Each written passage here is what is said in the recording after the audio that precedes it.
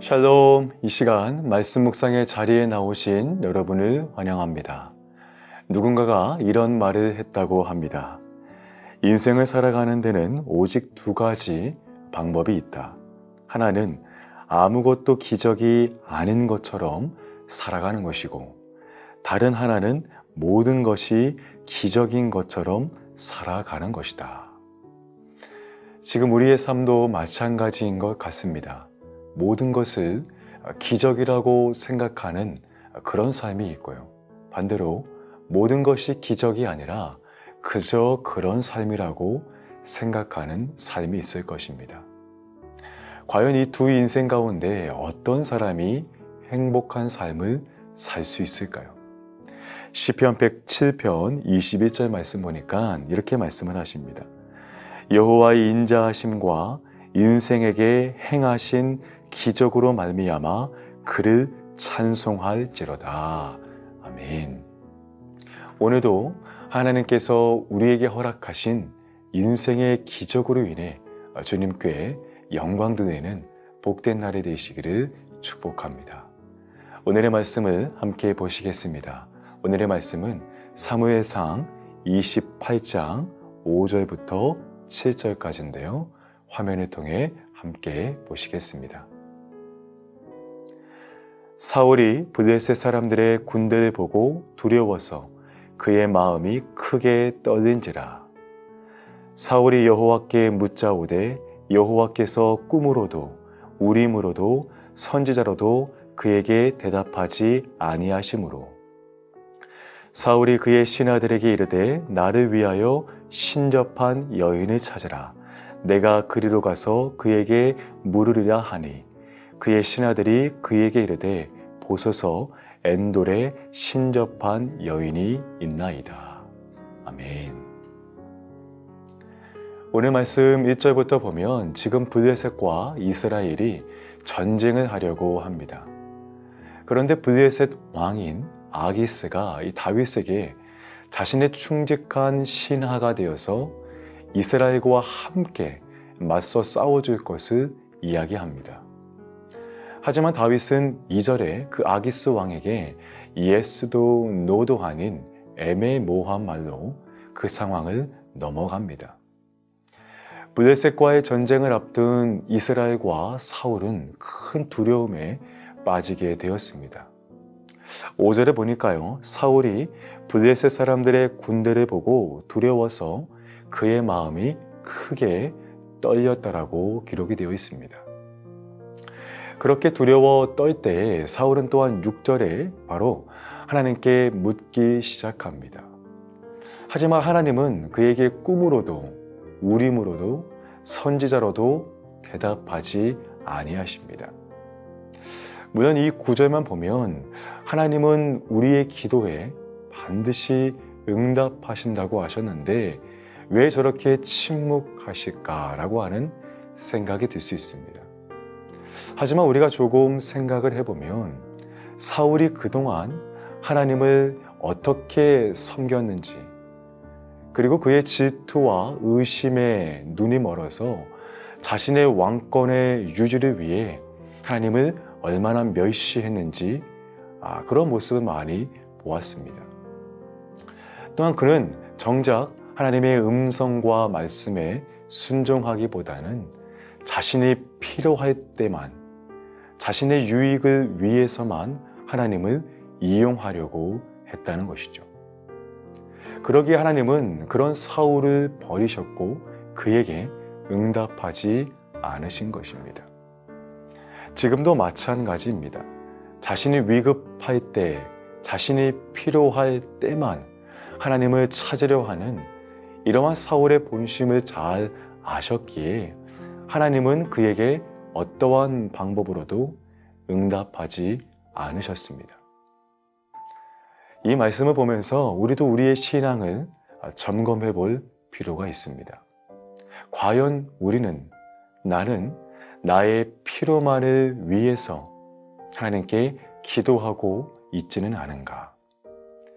내가 자신이 있고 내게 실력이 있고 전혀 아쉬울 것이 없을 때는 내 마음대로 의지대로 그렇게 살아가다가 정작 아쉬울 때만, 그리고 내 힘으로도 안 될 때만 하나님을 찾는 그러한 어리석은 모습은 아닌가라는 것을 말입니다. 물론 아쉬울 때, 내 힘으로 안 될 때 하나님을 찾는 것은 중요하고 그렇게 해야 합니다.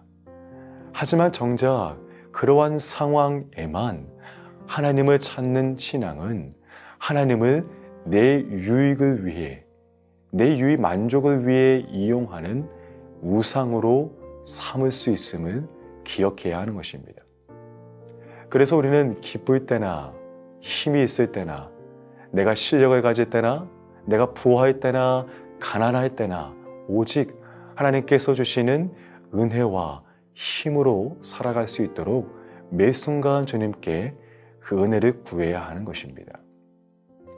이 잠언 30장에 아굴의 잠언의 고백이 있습니다. 그는 이렇게 고백을 하지요. 내가 두 가지 일을 주께 구하였사오니 내가 죽기 전에 내게 거절하지 마시옵소서. 곧 헛된 것과 거짓말을 내게서 멀리하옵시며 나를 가난하게도 마옵시고 부하게도 마옵시고 오직 필요한 양식으로 나를 먹이시옵소서. 혹 내가 배불러서 하나님을 모른다 여호와가 누구냐 할까 하오며 혹 내가 가난하여 도둑질하고 내 하나님의 이름을 욕되게 할까 두려워함이나이다. 아멘. 여러분, 그렇습니다. 바로 이렇게 우리의 어떤 순간 속에서도 바로 하나님이 주시는 그 은혜로 살아가야 하는 것입니다.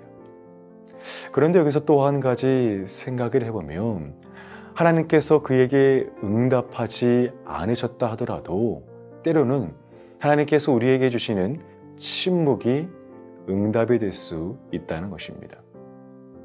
우리도 살아가면서 종종 하나님의 뜻을 구해도 좀처럼 마음에 감동이 없고 확신이 없을 때도 있습니다. 그러다 보면 우리의 마음이 답답하기도 하지요. 하지만 하나님은 그 침묵을 통해서 우리에게 원하시는 것이 있을 수 있다는 것입니다.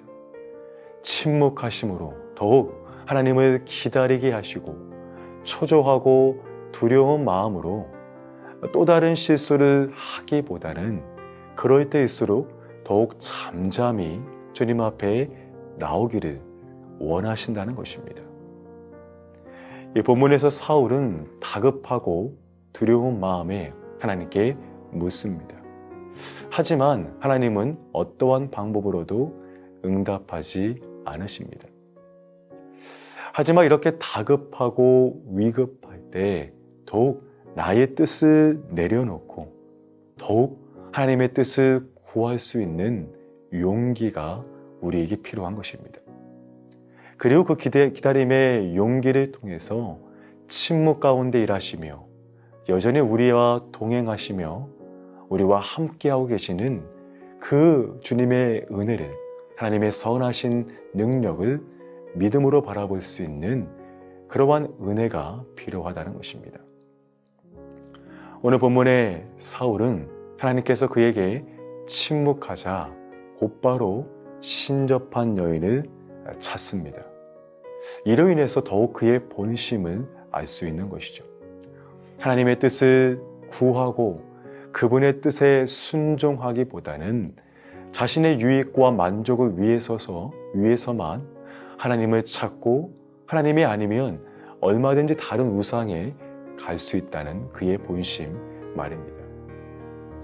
오늘 말씀을 통해서 오늘 우리에게도 더욱 이러한 은혜가 있기를 소원합니다. 오늘도 우리에게 말씀하시는 바로 살아계시는 하나님의 음성에 귀를 기울여 보시기 바랍니다. 설령 우리의 기도에 하나님께서 침묵하신다고 해도 그 침묵 가운데 믿음의 용기를 가지고 내 생각보다 더욱 크신 하나님의 뜻을 경험할 수 있는 우리 모두가 되시기를 주의 이름으로 축복합니다. 아멘. 이 시간 함께 기도하겠습니다. 사랑의 주님, 감사합니다. 오늘도 말씀을 통해서 우리에게 은혜를 더하여 주심을 감사합니다.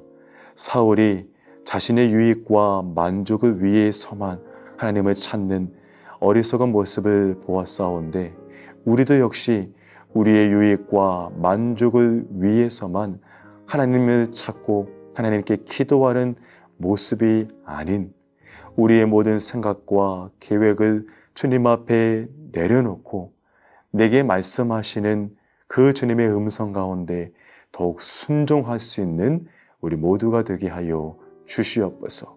때로 하나님께서 우리에게 침묵하신다고 하여도 그 침묵 가운데 더욱 주님의 뜻을 기다리게 하여 주시옵시고 그 기다림 속에서 더욱 하나님 아버지의 크신 은혜를 깨닫고 경험하는 우리의 복된 삶이 되게 하여 주시옵소서. 감사드리오며 예수님의 이름으로 기도합니다. 아멘. 계속해서 함께 기도하시겠습니다.